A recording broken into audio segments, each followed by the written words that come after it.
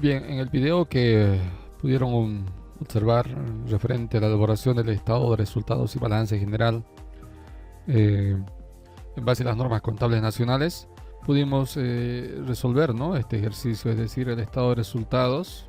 Si no lo han visto, los recomiendo que vean antes de ver este video. Hemos determinado las ventas netas, las ventas,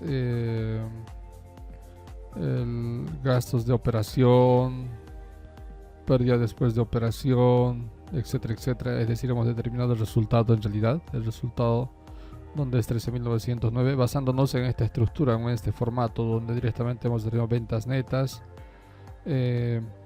gastos de operación, repito, sumando otros ingresos y otros gastos, ¿no? Y en base a esto también hemos elaborado el balance general, tomando en cuenta nuestro plan de cuentas, en base a las nuestras normas nacionales, en este caso, ¿sí?, que lo tienen en su texto, normas contables. Y hemos aplicado determinado disponible, exigible, realizable, diferido, activo no corriente, etcétera, etcétera. Y de esta manera hemos determinado total activo y total pasivo y patrimonio. En realidad el cambio lo que quiero explicarles con este video solamente es de manera puntual. ¿Qué cambios es lo que recomienda la NIF? En base a este estado de resultados, por ejemplo, la NIF recomienda de que se puede utilizar el criterio de la expresión o exposición de los estados financieros en función a la naturaleza de los gastos, es decir, tal como se generan, sin clasificarlos o especializarlos, o se puede clasificar de acuerdo a la función de gastos. En este caso, por ejemplo, tenemos una función de gastos, por ejemplo, costo de mercadería vendida, gastos de operación, porque dentro de esto lo vamos clasificando los gastos relacionados, etcétera. Y los otros ingresos, por ejemplo, que tengo acá, según pudo observar la NIF, lo clasifica de la siguiente manera, es decir, lo clasifica después de ventas netas menos coste de mercadería vendida, tenemos la utilidad bruta en ventas, lo sumamos acá más otros ingresos.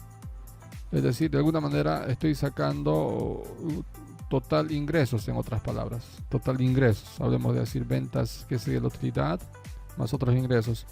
Y a esto le voy a restar los gastos, en otras palabras, gastos de operación y menos otros gastos. Y al final me va a salir el mismo resultado. Es decir, eso sería un pequeño cambio, ¿no?, en el estado de resultados más que todo. Es decir, agrupar los ingresos por un lado, menos los gastos por otro lado. ¿Sí? Es lo que se quiere. Y en el tema del balance general, al igual que en nuestro plancito de cuentas, también tengo un plan de cuentas que les proporcioné en función a las NIF, que lo tienen ahí a su disposición, el texto, no sé, donde dentro del activo corriente se utiliza diferentes partidas, tal como establece las normas de información internacionales de información financiera y las normas internacionales de contabilidad. En realidad, las partidas que quieren que se incluyan, que recomienda que se incluyan, que no son únicas, que valga la aclaración, que se puede cambiar el nombre de las partidas. El objetivo es que se dé una mejor exposición o presentación de los estados financieros.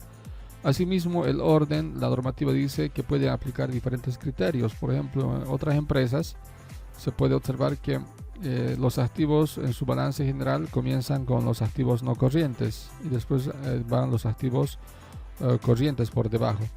Y se clasifica, puede ser en base a la liquidez de las cuentas, en función a la liquidez de las cuentas, ¿sí? Y no siempre en función a la disponibilidad, como establece nuestras normas contables nacionales.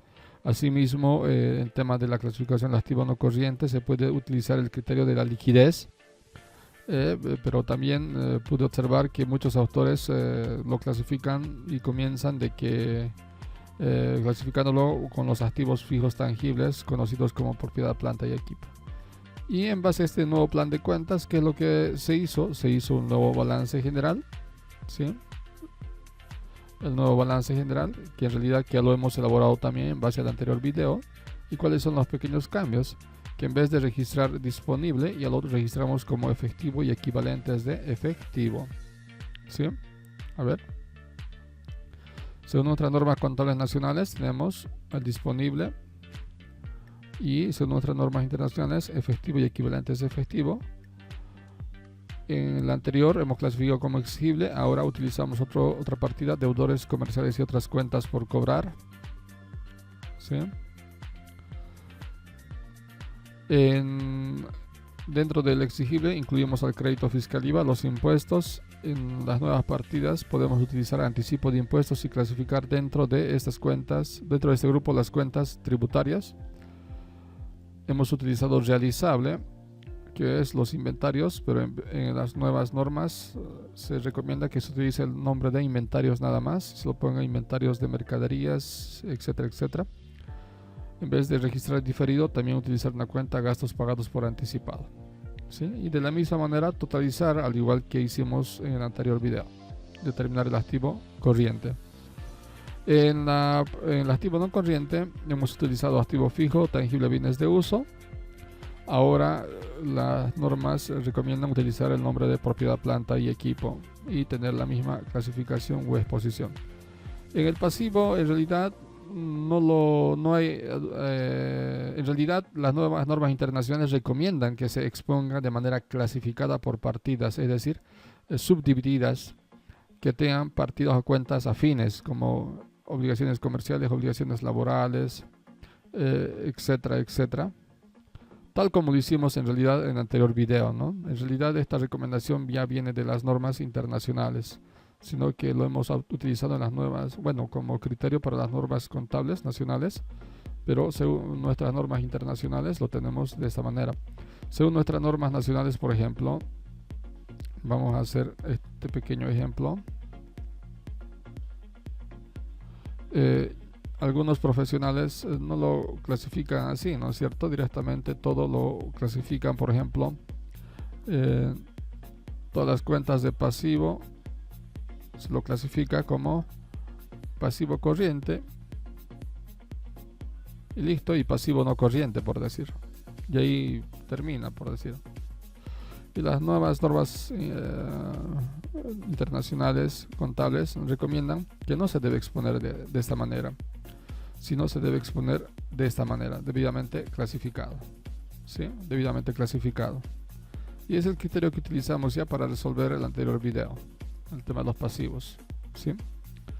Entonces esas es las diferenciaciones o aclaraciones que puedo hacer al respecto, donde podemos comparar nuestro balance general según nuestras normas nacionales con las normas internacionales. Más que todo viene en la denominación de las partidas, donde el objetivo obviamente de las normas internacionales es que esta información que se genera a través de los estados financieros sean de propósito de general, es decir, que sirvan esta información de manera general para cualquier usuario en realidad, y que además los estados financieros de todas las empresas de nuestro país y en relación a otros países sean comparables entre sí.